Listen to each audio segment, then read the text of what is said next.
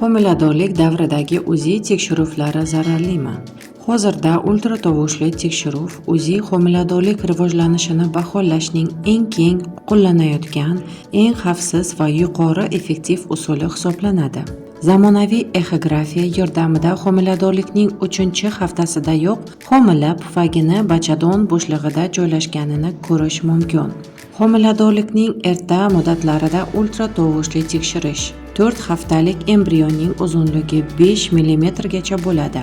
5 haftadan embrionda yurak urishlari tafovutlanib, o'rtacha 100 tani tashkil qiladi.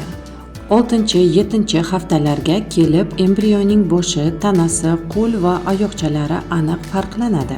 Embrionning birinchi harakatlarini miyachani to'liq shakllangan davri, ya'ni 9 haftadan boshlab ko'rish mumkin.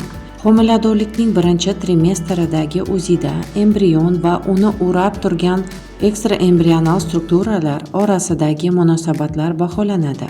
Bu davrdagi UZIni erta prenatal diagnostika bo'yicha mutaxassis o'tkazgani ma'qul. Bo'lajak bolachaning hamma parametrlarning o'z joyidaligiga umid hosil qilgachgina u ota-onalarga uning ko'zi, burni, oyoq va qo'lchalaridagi barmoqlarigacha ko'rsatib berishi mumkin.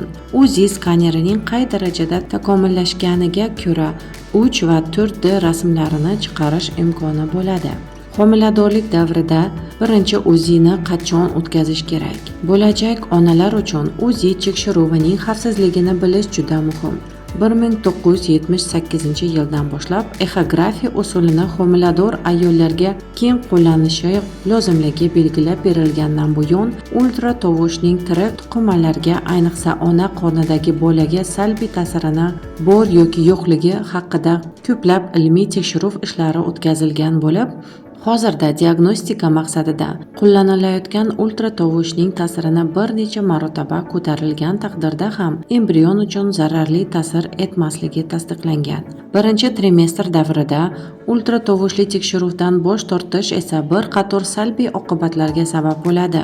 Masalan, eng rivojlangan deb tan olingan Moskvada har yili 100 ga yaqin Down sindromi bilan bolalar tug'iladi.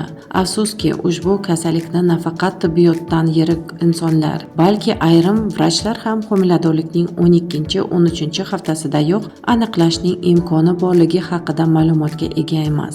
Shu sababli birinchi UZI tekshiruvini shu davrdan kech qoldirmasdan o'tkazish tavsiya etiladi. Birinchidan, bu davr homilaning qo'pol nuqsonlari va xromosom patologiyalari, ikkinchidan, irsiy patologiyaga gumon tug'ilgan paytlarida maxsus genetik tekshiruvlar o'tkazishga vaqt qoladi va homiladorlik ko'ngildagidek kechmaganda homiladorlikni to'xtatish imkoni bo'ladi.